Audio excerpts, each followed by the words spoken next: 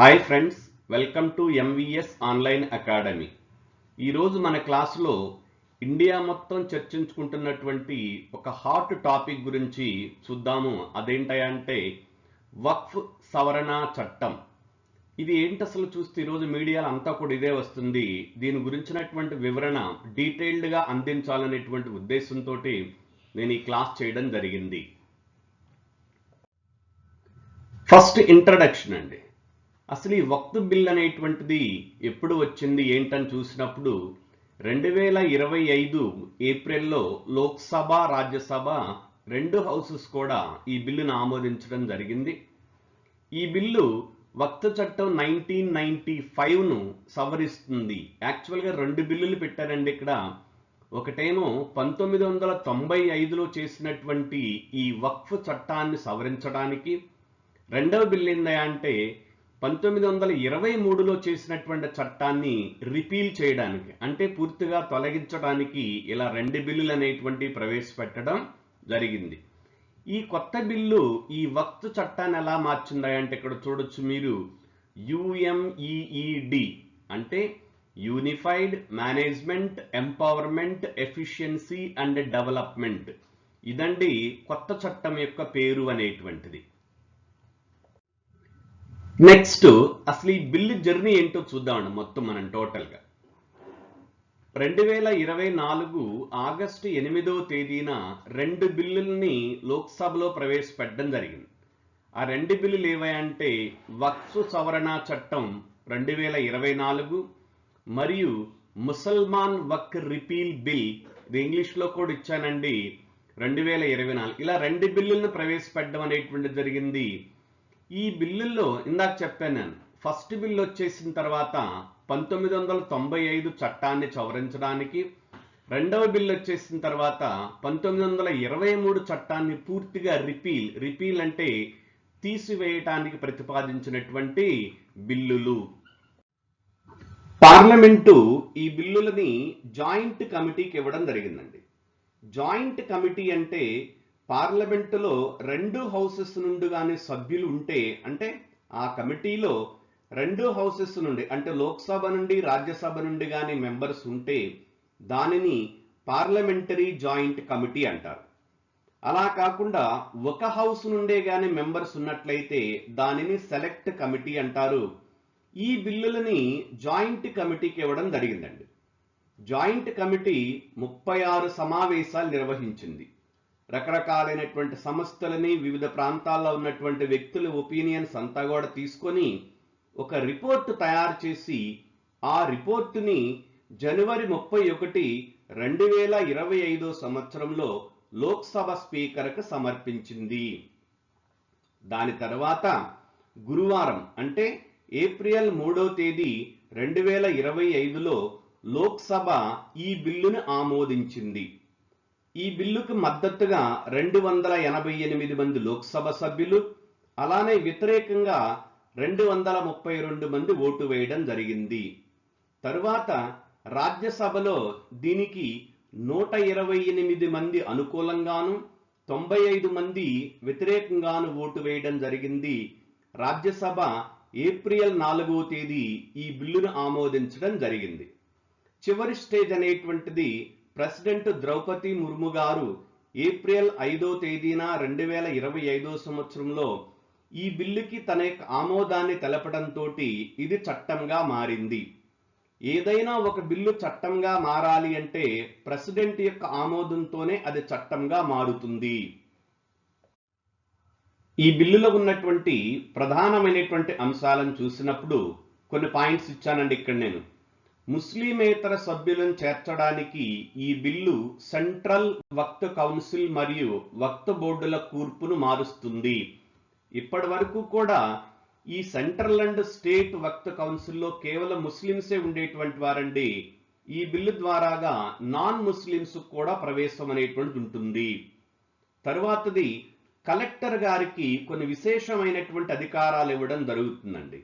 మూడవది వచ్చేసిన తర్వాత వక్ఫ్గా గుర్తించబడినటువంటి ఆస్తి ఇక నుండి వక్ఫ్గా గుర్తించబడదు. ఇక మీదట అలాంటి యాజమాన్య హక్కులను కలెక్టర్ నిర్ణయిస్తారు.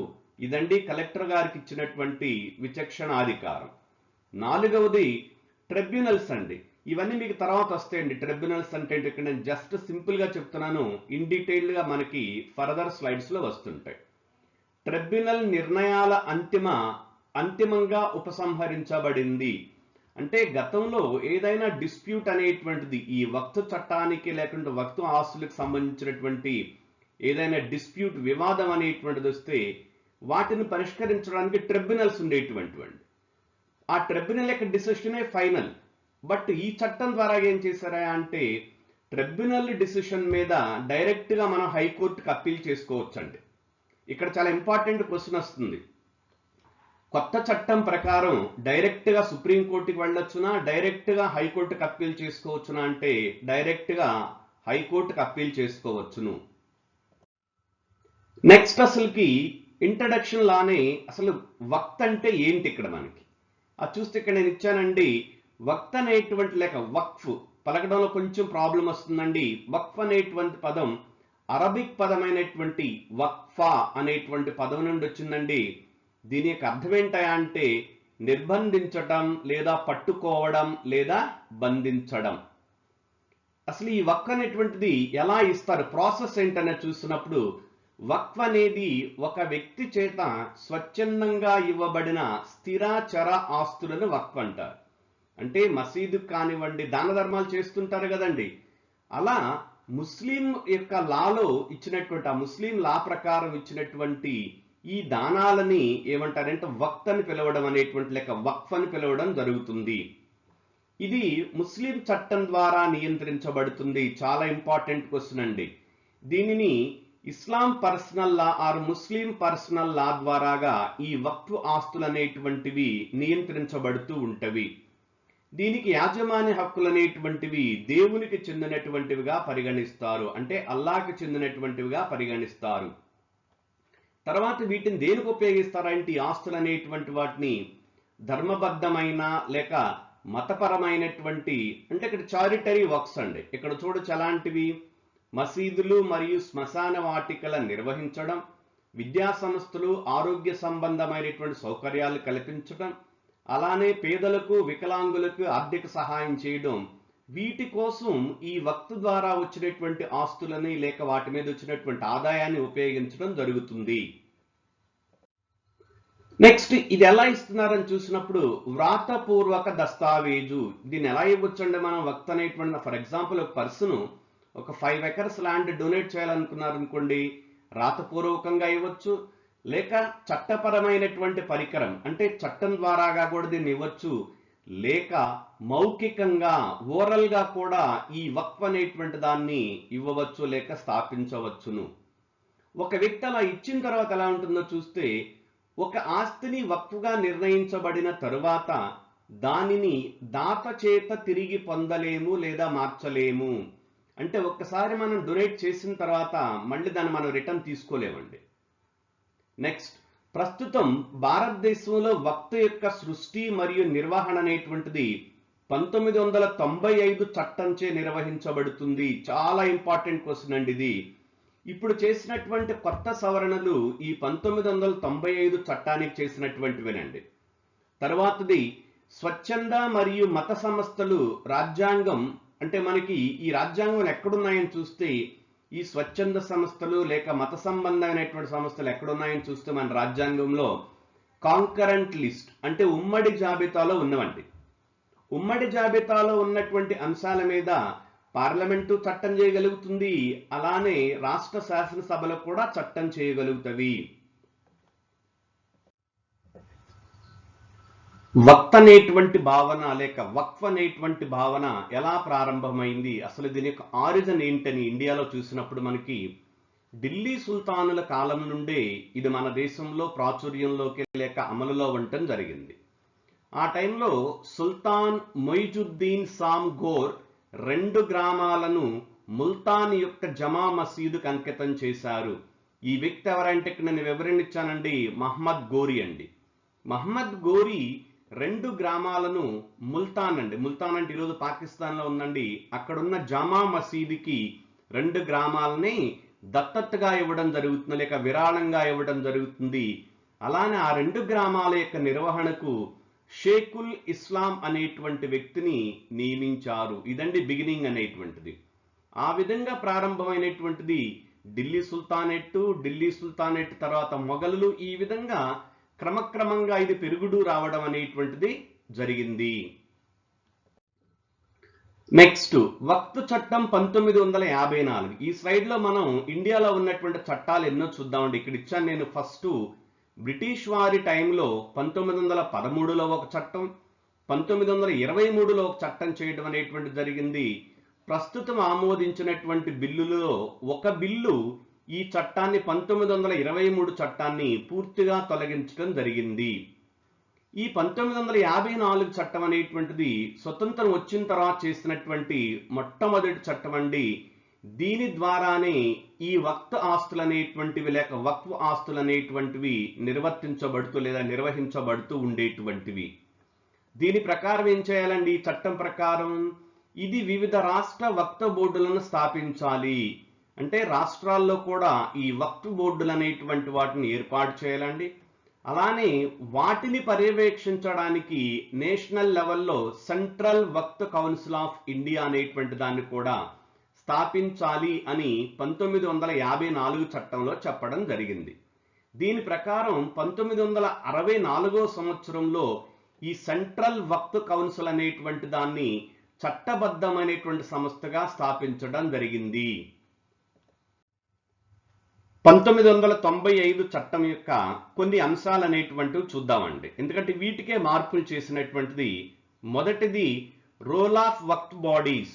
ఇవేం చేస్తాయి వక్ఫ్ బాడీస్ అని చూస్తే స్టేట్ అండ్ సెంట్రల్ లెవెల్లో ఉంటామండి. వీటికి ఒక ఎగ్జిక్యూటివ్ ఆఫీసర్ అనేటువంటి వారు ఉంటారు.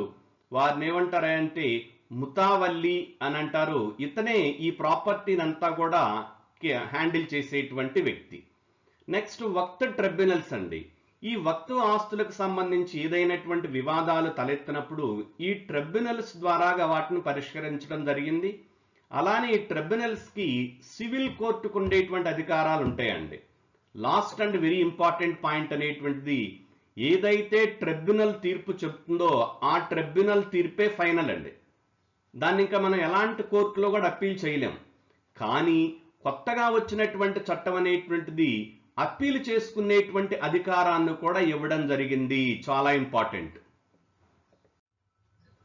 వక్ఫ్ అమెండ్మెంట్ యాక్ట్ 2025 మనం ప్రీవియస్ స్లైడ్ లో 1995లో ఉన్న చూసామండి. ఇప్పుడు 2025లో వచ్చినటువంటి కొత్త అమెండ్మెంట్స్ ఏంటి అనేటువంటి చూద్దాం. ఇది చాలా ఇంపార్టెంట్ అండి. This is total heart of the discussion అండి. ఫార్మేషన్ ఆఫ్ వక్ఫ్. ఈ వక్ఫ్ని అసలు ఎలా ఇస్తారండి అంటే ఈ ఆస్తిని అనేటువంటి దాన్ని ఎలా డొనేట్ చేయడం అనేటువంటి జరుగుతుంది. 1995 చట్టం అనేటువంటిది ఎలా ఇస్తుందండి? డిక్లరేషన్ ద్వారాగా, అలానే recognition based on long term use. అంటే ఒక భూమిని లేక ఒక ఆస్తిని, అది ప్రైవేట్దైనా కావచ్చు ఏదైనా కావచ్చు, లాంగ్ టర్మ్ లో దాన్ని మత సంబంధమైనటువంటి కార్యక్రమాలకు గాను ఉపయోగిస్తూ ఉంటే దానిని కూడా ఈ వక్ఫ్ గా ఇవ్వడానికి అవకాశం అనేటువంటిది ఉన్నది. అలానే endowment when the line of succession ends. అంటే ఆస్తికి సంబంధించినటువంటి వారసులు అనేటువంటి వారు ఎవరూ లేనప్పుడు ఆ ఆస్తి కూడా ఈ విధమైనటువంటి వక్ఫ్ ఆస్తిగానే పరిగణించబడుతుంది. ఈ 3 విధాల ద్వారాగా ఈ వక్ఫ్ ఆస్తి అనేటువంటి దాని లేక వక్ఫ్ అనేటువంటి దాన్ని క్రియేట్ చేయవచ్చు అని 1995 చట్టం చెప్తుందండి. ఇప్పుడు కొత్త చట్టంలో ఏముందో చూద్దామండి.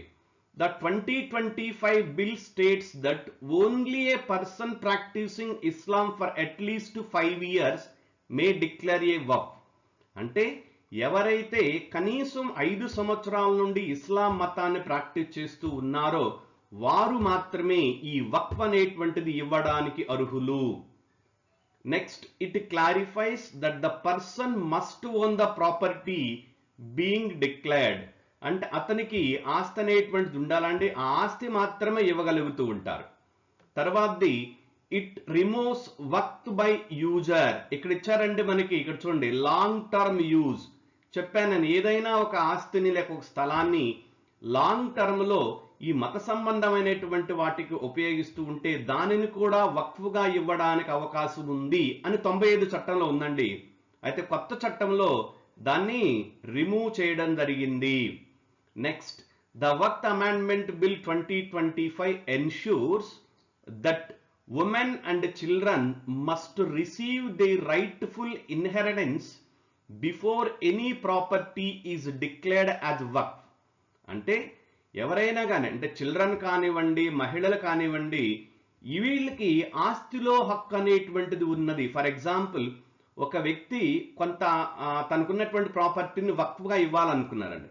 అలా ఇవ్వడానికి ముందు తన పిల్లలకి, అలానే పర్టికులర్గా ఉమెన్కి, విడోకి, ఆర్ఫన్కి వాళ్ళకి వెళ్ళవలసినటువంటి షేర్ వెళ్ళిన తర్వాతే మిగిలినటువంటి దాన్ని వక్ఫ్గా ఇవ్వాలి అని ఈ కొత్త చట్టం చెప్తుంది.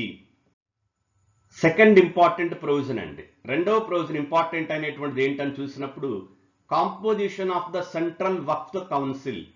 సెంట్రల్ లెవెల్లో ఉండేటువంటి వాటినేమో వక్ఫ్ కౌన్సిల్స్ అంటారు, స్టేట్ లెవెల్లో ఉండేటువంటి వాటినేమో బోర్డు అంటారండి. ఇక్కడ కొత్త చట్టం ప్రకారం ఈ సెంట్రల్ వక్ఫ్ కౌన్సిల్ ఎలా ఫామ్ అవుతుందో చూద్దాం. ఫస్ట్ 1995లో ఏం చెప్పారో చూద్దాం, తర్వాత లేటెస్ట్ మోడిఫికేషన్స్ వద్దామండి. Under the 1995 act, the union minister in charge of Waqf is the ex officio chairperson of the council. ఎవరైతే సెంట్రల్ మినిస్టర్ దీనికి బాధ్యత వహిస్తున్నారో అతను ఈ కౌన్సిల్లో ఎక్స్ అఫిషియో చైర్పర్సన్ గా ఉంటారు. ఇంకా మెంబర్స్ చూస్తే, members of the council include members of parliament, persons of national eminence, retired supreme court judges or high court judges and eminent scholars in Muslim law. ఇదండి పాత చట్టం ప్రకారం ఈ వక్ఫ్ కౌన్సిల్ అనేటువంటిది, అంటే ఆ విధంగా ఏర్పడుతుందండి. కొత్త చట్టం చూద్దామండి. The act requires that all council members barring the minister. పాత చట్టం ప్రకారం ఇదిగండి, ఈ మినిస్టర్ తప్ప మిగిలినటువంటి వారందరూ కూడా ఉండాలండి, must be Muslims. Must be Muslims ఉండాలండి. And at least 2 women. చాలా జాగ్రత్తగా వినండి. 1995 చట్టం ప్రకారం ఎవరెవరు ఉంటారండి, ఒక యూనియన్ మినిస్టర్ ఉంటారండి. దాని తర్వాత మెంబర్స్ ఎవరెవరు ఉంటారని చూసినప్పుడు మనకి members of parliament, members of national eminence or persons of national eminence, అంటే దేశంలో ప్రఖ్యాతి చెందినటువంటి వ్యక్తులు, అలానే retired supreme court or high court judges and eminent scholars in Muslim law. వీరండి ఈ సెంట్రల్ వక్ఫ్ కౌన్సిల్లో మెంబర్స్ అనేటువంటి వారు. అలానే ఇంకోటి ఏం చెప్తే, వీళ్ళందరూ కూడా, అంటే మినిస్టర్ తప్ప మిగిలినటువంటి మెంబర్స్ కూడా కంపల్సరీగా ముస్లిమ్స్ అయి ఉండాలండి. అలానే వారిలో అట్లీస్ట్ 2 మెంబర్స్ అనేటువంటి వారు మహిళలు ఉండాలి అని 1995 చట్టం చెప్తుందండి. ఈ కొత్త చట్టం ఏం చెప్తుందో చూద్దాం. The 2025 bill removes the requirement for the MPs, former judges and eminent persons appointed to the council to be Muslims. ఏం చేసిందండి కొత్త చట్టం ప్రకారం, వాళ్ళు సభ్యులు అనేటువంటి వారు కేవలం ముస్లిమ్స్ అయి ఉండవలసిన పని లేదు, అంటే నాన్ ముస్లిమ్స్ కూడా ఎంట్రన్స్ ఇవ్వడం జరుగుతుందండి. ఇదే ఇక్కడ మనకు సమస్యగా కనిపిస్తుంది. తర్వాతది, it further mandates that 2 members must be non Muslims. ఇంకేం చెప్తుందండి, కంపల్సరీగా 2 అనేటువంటి వారు నాన్ ముస్లిమ్స్ అనేటువంటి వారు ఉండాలి. ఇక్కడ కన్ఫ్యూజ్ కావద్దండి, ముస్లిమ్సే ఉండాలనేటువంటి పనేమి లేదని ఫస్ట్ క్లాస్ చెప్తుందండి.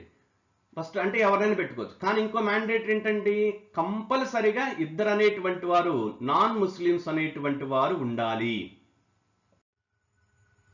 సెకండ్ పార్ట్ అండి, కాంపోజిషన్ ఆఫ్ వక్ఫ్ బోర్డ్స్. ఇవి స్టేట్ లెవెల్లో ఉంటుందండి. ఫస్ట్ 1995 చట్టం ఏం చెప్పిందో చూద్దామండి. The Act of 1995 provides for election of up to 2 members each from Electoral College of State Muslims. అంటే ఆ స్టేట్ యొక్క ముస్లిం ఎంపీస్ నుండి, ఎమ్మెల్యేస్, అలానే ఎమ్మెల్సీస్ నుండి, బార్ కౌన్సిల్ నుండి ఇద్దరిద్దరు చొప్పునండి, ఎంపీల నుండి 2, ఎమ్మెల్యేస్ నుండి 2, ఎమ్మెల్సీస్ నుండి 2, ఇలా ఇద్దరిద్దరు చొప్పున ఈ స్టేట్ బోర్డుకి ఎలక్ట్ అవుతారండి. అంటే state board is an elected body అండి 95 చట్టం ప్రకారం. ఈ 2025 చట్టం ఎలా చేసిందా అని చూస్తే గవర్నమెంట్ నామినేట్స్ దెమ్, వాళ్ళందరూ కూడా గవర్నమెంట్ నామినేట్ చేస్తుందండి. అంటే అపాయింట్మెంట్ పవర్ అనేటువంటిది ఎవరికి వెళ్ళిందండి? గవర్నమెంట్కి వెళ్ళడం జరిగింది. అలానే they need not be Muslims, వారు ముస్లిమ్స్ అయి ఉండాలి అనేటువంటి నిబంధన ఏమీ లేదు, నాన్ ముస్లిమ్స్ కూడా కావచ్చండి. Next, it adds that board must have, ఏముండాలండి బోర్డులు ఇంకా ఖచ్చితంగా 2 నాన్ ముస్లిం మెంబర్స్, ఖచ్చితంగా 2 నాన్ ముస్లిం మెంబర్స్ ఉండాలి. అలానే at least 1 member each from Shia community నుండి 1, సున్నీ కమ్యూనిటీ నుండి 1, అలానే backward classes of the Muslims, వీరందరి నుండి కూడా కనీసం ఒక్కొక్క వ్యక్తి అనేటువంటి వారు స్టేట్ వక్ఫ్ బోర్డుకి నియమించబడాలి. అంటే అన్ని రకాలైనటువంటి సెక్షన్స్ కి రిప్రజెంటేషన్ వస్తుందండి ఇస్లాం కమ్యూనిటీలో. Last point, the 1995 act provides that at least 2 members must be women. ఇక్కడ ఏం చెప్తున్నాయండి? కంపల్సరీ 2 మహిళలు ఉండాలి అని 95 చట్టం చెప్తుందండి. The 2025 Act mandates that 2 Muslim members be women. ఇక్కడ తేడా గమనిస్తే at least 2 members must be women అండి. 2 members అనేటువంటి వారు. ఇక్కడేం చెప్తుందంటే కంపల్సరిగా ముస్లిం ఉమెన్ ఉండాలి. పైదాన్లోనేమో ముస్లిం కావచ్చు కాకపోవచ్చు అండి. కానీ కొత్త చట్టం ప్రకారం ఏంటి? కంపల్సరిగా మహిళలు ఉండాలి. అంటే మహిళలకు కూడా రిప్రజెంటేషన్ ఇవ్వడం జరిగింది. నెక్స్ట్ అండి, composition of tribunals. Tribunals composition చూద్దాం. Tribunals constituted under the 1995 act comprises of, ఎవరెవరు ఉంటారండి ఇక్కడ చూస్తే 95 చట్టం ప్రకారం, a judge of the rank equal to a class 1 district sessions or civil judge. District level judge cadre కలిగినటువంటి వ్యక్తి చైర్పర్సన్ ఉంటారండి ట్రిబ్యునల్కి. నెక్స్ట్ వచ్చేసి a state officer equal to an additional district magistrate. అలానే అడిషనల్ డిస్ట్రిక్ట్ మెజిస్ట్రేట్ స్థాయిలో ఉండేటువంటి ఒక state officer కూడా ఉంటారండి. మూడో వ్యక్తి అన్ ఎక్స్పర్ట్ ఇన్ ముస్లిం లా, ముస్లిం లాలో ఒక ఎక్స్పర్ట్. ఈ ముగ్గురుతో కూడినటువంటిది ట్రిబ్యునల్ అనేటువంటిది. ఏంటండి ట్రిబ్యునల్ అంటే? ఈ వక్ఫ్ ఆస్తులకు సంబంధించినటువంటి వివాదాలని పరిష్కరించేటువంటి జస్ట్ లైక్ కోర్టు లాంటిది. కోర్టు మాత్రం కాదండి, కోర్టు లాంటిది. అయితే కొత్త చట్టం ఏం చెప్తుంది? The 2025 bill removes the expert in Muslim law. ఇక్కడేమన్నారండి? ముస్లిం లా ఎక్స్పర్ట్ ఉండాలి. బట్ ఇక్కడ ఏం చెప్తున్నారండి? ముస్లిం ఎక్స్పర్ట్ అయి ఉండాలి అని చెప్పడం లేదండి. It changes the composition. ఎలా చేంజ్ చేసిందని చూస్తే, a current or former district court judge as its chairman, retired కానివ్వండి లేకుంటే ప్రస్తుతం ఉన్నటువంటి డిస్ట్రిక్ట్ జడ్జే దీనికి చైర్మన్ ఉంటారండి. నెక్స్ట్ వచ్చేసి a current or former officer of the rank joint secretary to the state government. ఇక్కడ ఎలా ఉండాలండి? జాయింట్ సెక్రటరీ ఉండాలి. ఇక్కడేం చెప్తున్నారండి?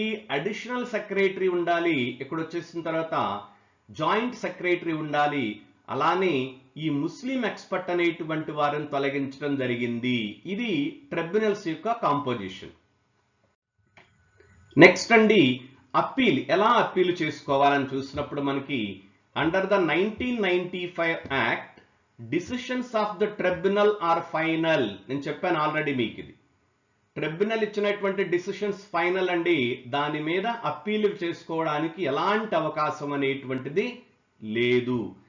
కానీ కొత్త బిల్ అనేటువంటిది ఏం చేస్తుందయా? అలాంటి అవకాశం అనేటువంటిది ఇస్తుంది. డైరెక్ట్గా మనం హైకోర్టుకు అప్పీల్ చేసుకోవచ్చు అండి విత్ ఇన్ 90 daysలో. ఫర్ ఎగ్జాంపుల్ ఏదైనా వివాదం అండి ట్రిబ్యునల్ దగ్గరికి వెళ్ళింది, ట్రిబ్యునల్ ఇచ్చినటువంటి తీర్పు మీద సాటిస్ఫై కానటువంటి వారు, అంటే అక్కడ వాది కానీ ప్రతివాది కానీ సాటిస్ఫై కాకుంటే 90 రోజుల లోపు దీనిని హైకోర్టులో ఛాలెంజ్ చేయొచ్చండి. అదే 95 చట్టం ప్రకారం అలా ఛాలెంజ్ చేయడానికి లేదు. ట్రిబ్యునల్ యొక్క తీర్పే ఫైనల్.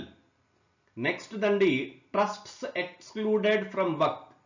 ట్రస్ట్ అనేటువంటి రిలీజియస్ ట్రస్ట్లు ఉంటాయి కదండి, వాటిని వక్ఫ్ అనేటువంటి నిర్వచనం నుండి తొలగించడం అనేటువంటి జరిగింది.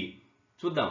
వక్ఫ్ amendment bill 2025 establishes a legal separation. చట్టబద్ధంగా దీన్ని వేరు చేశారండి between trusts and waqfs. ensuring that trusts created by Muslims, whether before or after the bill's enactment, do not fall under Waqf regulations.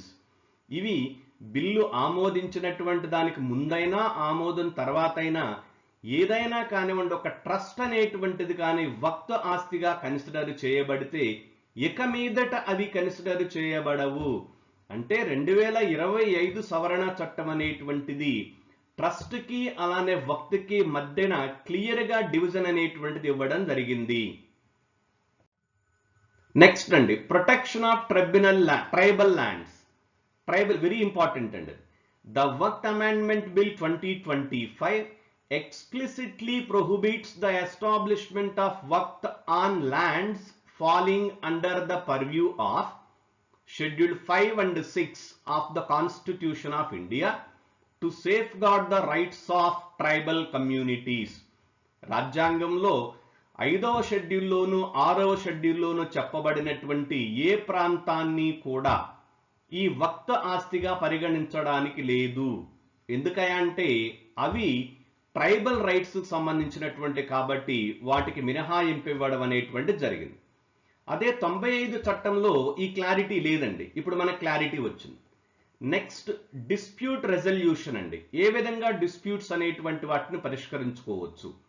In case of property disputes, a senior government official will have the final authority to determine whether a property belongs to waqf or the government replacing the existing waqf tribunal.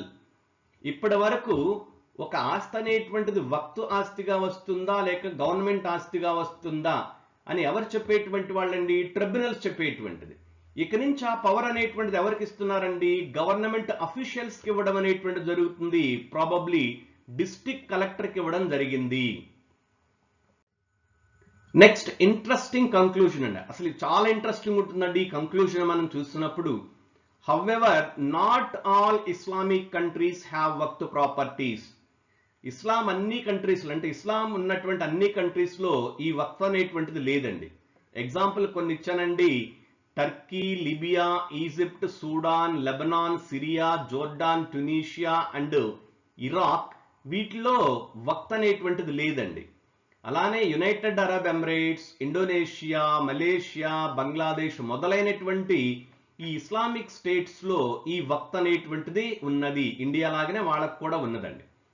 India has Waqf boards as the largest urban land owners with legal protection under act 1995. మన దేశంలో వక్ఫ్ ఆస్తులు అనేటువంటివి చాలా ఎక్కువగా ఉండడం జరిగిందండి. దాని గురించినటువంటి పూర్తి వివరణ ఇక్కడ చూడొచ్చు.